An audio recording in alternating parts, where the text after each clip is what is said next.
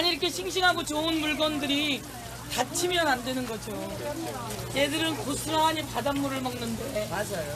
고스란히 바닷물을 먹는데 거기에 나쁜 바닷물이 들어오면 안 되죠. 그럼 어디서 가져오는 거예요? 제일 좋은 걸로. 네. 드시고 건강하세요.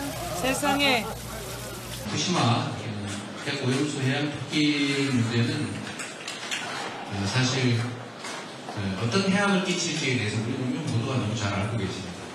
국민 건강에 위협을 할 뿐만 아니라 또 경제적으로 심각한 타격을 당할 수 있고 또 한편으로 국가 간 관계를 본다면 우리 대한민국의 영토 주권을 침해하는 그런 폐악이기도 합니다. 네, 이재명 대표 말씀 들어보면은 후쿠시마 오염수가 오염된 상태로 바다에 버려질 경우에는 우리 국민 건강을 해치고 또 그 수산물 시장에도 영향을 미치기 때문에 경제적으로 안 좋다. 두 가지 얘기를 꺼냈습니다. 강민구 위원장 나와 계신데 좀 질문을 드려보겠습니다. 이재명 대표 얘기 어떻게 좀 평가하십니까? 지금 현재 오늘 그 이재명 대표께서 부산 가서 네. 부산, 대구, 경북, 부울경에서 네. 오염수 이제 서명 캠페인을 하러 가신 걸로 알고 있습니다.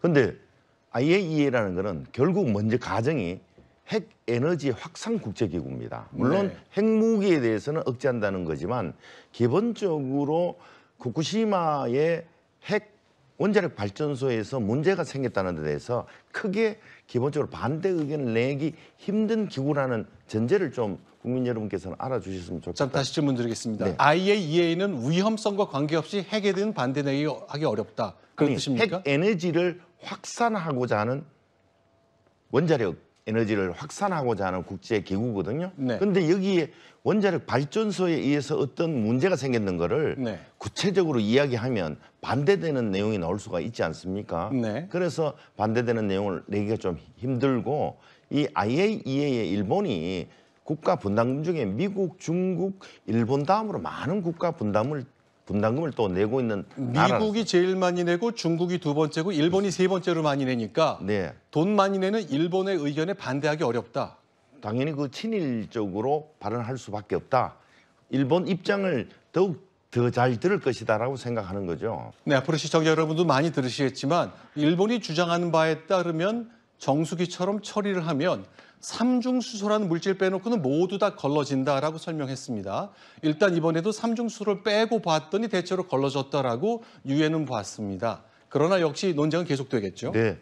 이번에 IAEA 분석 결과에 대해서도 네. 시료 채취에 대해서 의문점을 제기하신 분도 있거든요. 아. CBS 기자분들은 네. 작년에 3월 달에 시료 채취를 각 국가로 보냈는데 네. 그 국가 받은 것은 8월에서 10월 사이에 네. 받았다는 거예요. 그래서 네. 5개월에서 7, 8개월이 더 걸려가지고 시료를 각 분석 국가에서 받았는데 왜 그렇게 오래 걸렸는지 돼서 그래서 이 중간 전달 과정에 시료 채취에 조작이 있을 수도 있다는 의문점을 제기했는 부분도 있습니다. 그 얘기를 누가 했다고요? CBS 기자가 했습니다. 미국의 CBS 아니면 아니 한국의 한국 CBS? CBS 기자가 했습니다. 기자들이 그렇게 의문을 제기했다. 네, 네, 그러니까 네. 궁금하다는 얘기겠죠. 그렇습니다. 그런 답변은 앞으로 이제 우리 원자력 기구에서 좀 설명을 해야 되겠습니다. 이제 방사능 오염수를 해외에 보내는 문제니까 포장 등 통관 등 절차가 좀 있긴 있을 것 같은데 5개월씩이나 걸리는 건 좀 길었다. 그런 의문을 CBS 기자들이 제기했다고 말씀을 주셨습니다.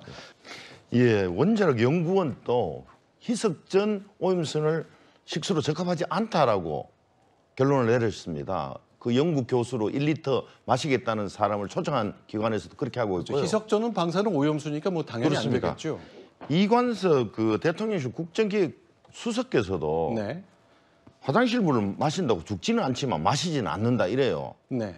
왜 대한민국 대통령실에서 네. 이렇게 의문이 있고 국민을 불안하는데도 불구하고 이 물이 계속 괜찮다고 망을 하는지 저는 국민의 한 사람으로서 도저히 이해가 되지가 않습니다. 네, 마침 오늘 이제 민주당에 소속된 분이 두 분이 계시니까 좀 궁금한 것이 이제 이재명 대표도 온 국민이 다 알지 않느냐. 건강에도 안 좋고 경제에도 안 좋다. 민주당에서는 혹시 핵과학자나 이런 전문가들과 이렇게 내부 협의를 통해서 점검을 해보니까 이거 진짜 문제가 심각하겠다. 과학적으로 정서와 무관하게 그런 내부적 논의를 좀 한 겁니까? 과학자라는 거 하는 것은요. 네. 경우의 수가 100가지 중에 하나만 있더라도 네. 생명과 관련되는 게 있으면 하면 안 된다는 게 통상적인 과학자입니다. 네. 지금의 일부 찬성하시는 과학자들은 대부분 괜찮을 것이다라는 그 정도의 저는 주장으로만 들리고 있거든요. 네. 그래서 일부는 도저히 방류해서는 안 된다는 분이 있잖아요. 네.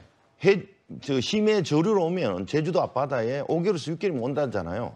그래서 조금 이 부분은 정말 정부가 진중하게 결정했으면 좋겠습니다. 네. 강하게 항의했으면 좋겠습니다. 국민의 건강과 관련된 문제니까 정부는 신중에 신중을 거듭해야 될 것 같습니다.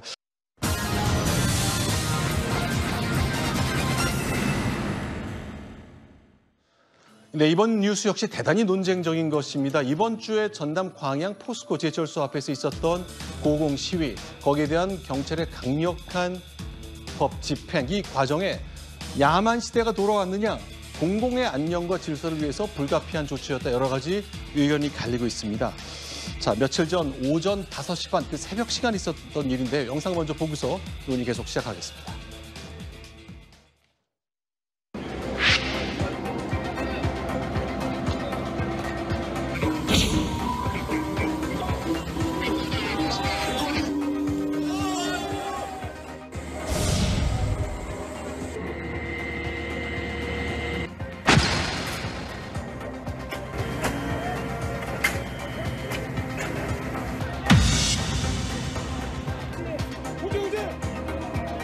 매철이 휘두르잖아요. 우리가 이제 진입하려고 하니까 최소한 어떤 법을 물리려고 성사해서 운전법을 집행한 거다.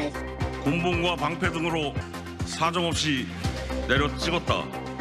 주변복이 된 채 끌려 내려왔다. 이 시간 이후 한국노총은 윤석열 정권 심판투쟁을 시작한다. 네, 역시 같은 질문을 드려야 되겠습니다. 이런 상황이 벌어졌는데 과연 과잉 진압이냐, 경찰의 무리수냐, 아니면 법질서 유지를 위해 필요한 조치 범위 내에 있었던 것이냐. 예, 현재 그 윤석열 대통령께서 공공질서를 무너뜨리는 민노총은 용납하기 어렵다. 경찰의 엄정한 집행을 요구하니까 네. 바로 이어서 윤희근 경찰청장께서 며칠 전에 기동복을 입고 네. 강경 진압을 예시하지 않았습니까? 네. 캡사이신도 준비가 다 되었다고 했지 않습니까? 네. 근데 노동조합이라는 것이 뭡니까? 가장 힘없는 사람들의 공동적인 집단입니다. 거기에 조금 이 보기에 따라서 먼저 쇠파이프를 흔들 수 있다고 했지만 분명히 쓰러졌는데도 불구하고 경찰 4명은 계속 머리를 향해 가격을 하고 있거든요. 그래서 이거는 정말 강경 진압이고 과잉 진압이라고 이런 생각이 들고 있어요. 최근에 군사정부에서는 군홧발로 정강이 뼈를 걷어차고 원산폭격시켰는데 윤 대통령께서는 검사들 법의 칼날을 휘두르고 경찰을 통해서는 국민들을 곤봉으로 내리찍는다 이런 생각 듭니다. 좀 마침 민주당에선 두 분이 계시고 이제 국민의힘에서 나보다 오신 분은 없습니다만 좀 구분을 해보자면 저렇게 폭력적이고 불법적인 시위가 되는 거는 민주당에서 좀 말려주시고 경찰이 강하게 곤봉을 휘둘르면서 혹시 부상까지 생겼으니까 그런 거는 국민의힘 같은 집권당에서 좀 말려주시고 이렇게 역할을 좀 나누면 안 됩니까? 민주당에서는 어떠세요? 기본적으로 그 윤석열 정부 들어서자마자 노동조합 그전에는 민주노총을 아주 적대시하다가 네. 이제는 노동조합이라면 싸그리 다 함께 한국노총까지도 적대시하는 정책이 기저에 깔려 있다고 봅니다. 그러다 보니까 지금 최근에 강경 진압을 예고를 했고 네. 서울경찰청에 6개 기동대를 더 신설을 하고 네. 이런 일련의 과정들이 대통령 지시에 의해서 경찰청장이 충실히 역할을 하고 있는 거라고 생각하는데 좀 같은 국민이지 않습니까? 물론 네. 잘못은 상호간에 있을 수가 있지만 어떻게 공공의 안녕을 지키는 경찰들이 저렇게 할 수가 있느냐 이런 생각이 좀 듭니다.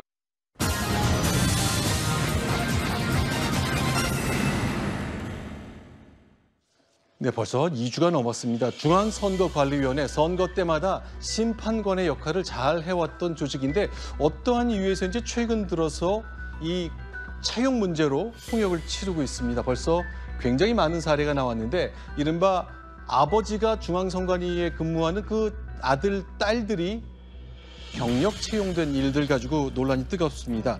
특히 위원장을 맡고 있는 것은 대법관, 노태학 대법관이 겸임하고 있는데요. 노태학 대법관이 어제 기자들의 질문을 받고 대단히 난처한 상황이 벌어졌습니다. 그것부터 시작하겠습니다. 말씀하신 것 중에 이제 조혜주 상임위원 얘기하는 것 같은데 선관위 직원이었다가 민주당 문재인 대선 캠프에 들어갔다가 선관위 상임위원이라는 중요한 자리를 갔다고 말씀하셨는데 그다음에 이제 논쟁이 비상임위원으로 그렇죠. 전환하려고 했었죠. 논쟁이 좀 있는데 이제 대선 캠프에 특보로 들어간 거는 민주당의 인쇄물에는 그렇게 돼 있습니다만 민주당에서는 그거는 잘못 들어갔지 실제로는 캠프에 관여된 일을 하지 않았다고 민주당은 해명하고 있습니다. 일단 그런 해명까지 제가 소개를 드렸습니다. 강민구 위원장님. 네.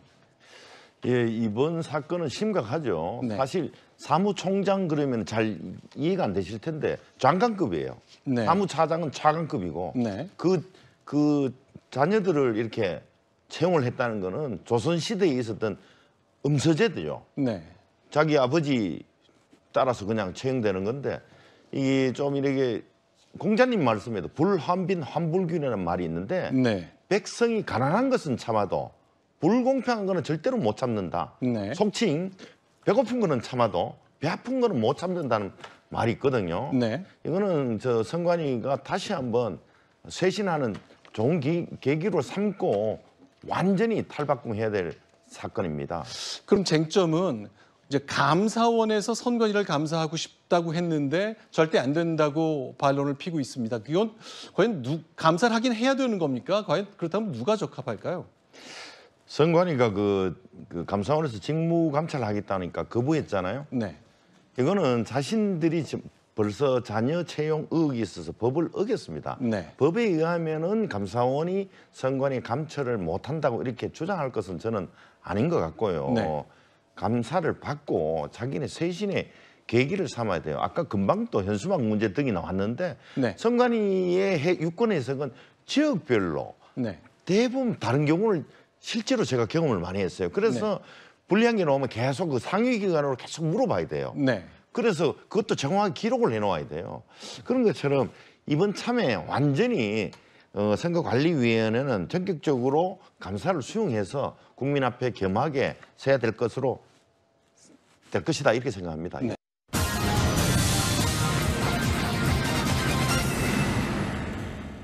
초반에는 좀 김남국 의원을 옹호하는 분들도 있고 뭐 몇몇 의원들이 그렇게 라디오의 인터뷰 등을 통해서 얘기를 했었습니다만 지금은 강민구 위원장 어떻습니까? 기류가 좀 달라집니까? 그 탈당한 지 한 보름이 지나서 한 18일 차 되고 있지 않습니까? 네. 이제는 김남국 의원께서도 막 논란의 중심에 있다가 본인 스스로도 조금 냉정한 기분을 심정이 되었을 겁니다. 이참에 그 예리한 그 분석력이라든지 본인의 언변이 좋으시니까 네. 전후 사정을 국민에게 한번 설명하는 그 시간도 한번 꼭 가질 필요가 있다 생각합니다. 계속 네. 의혹을 계속 증폭시키니까 네. 이런 부분 김남국 의원께서는 당면한 문제를 당면했으면 좋겠습니다.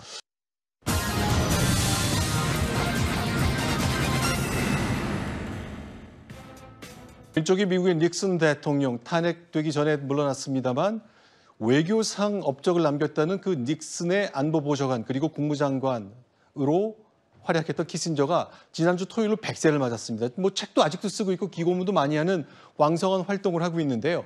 우리가 키신저의 100세 생일을 왜 기억해야 되는지 키신저의 업적이랄까 그가 남긴 흔적은 어떤 게 있습니까?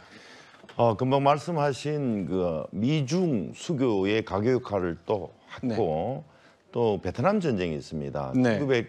1973년도에 네. 종전협정 체결을 중재를 했다고 또 노벨 평화상까지 받고요. 그렇죠. 또 우리나라에는 또 김대중 대통령이 도쿄에서 납치되었을 때도 네. 적극적으로 구명한 사실이 저 헨리 키신저 네. 국무장관인 거죠.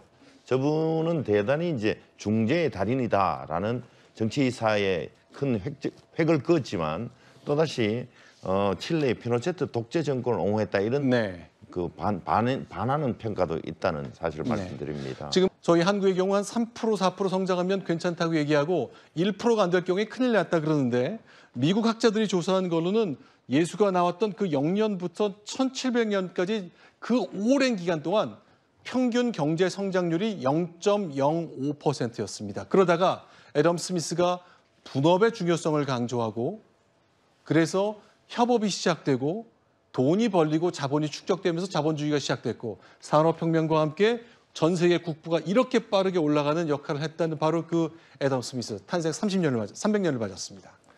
근데 저 경제학 원론에 보면 항상 나오는 국부론이지 않습니까? 네. 1776년에 아담 스미스가 국가의 부는 금과 은의 축적이 아니라 자유로운 시장만이 국가의 부를 달성할 수 있다 이렇게 이야기를 네. 했고요.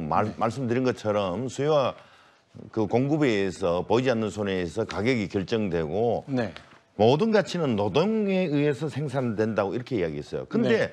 약 90년 후에 또 1867년에 마르크스라는 사람은 네. 자본론으로 해가지고 네. 그때부터 이제 우리 시장 경제 체제, 계획 경제 체제, 자본주의, 사회주의 이렇게 경쟁을 150년간 했는데 네. 사실상 지금 와서 보니 완벽한 자본주의 승리로 귀결되고 있거든요. 네. 그래서 다시 한번 금융 자본주의를 넘어서 복지 자본주의로 더욱 잘 되도록 경제학자나 정책 기관들은 국민을 위해서 좋은 계획 수립해 줬으면 좋겠습니다. 알겠습니다.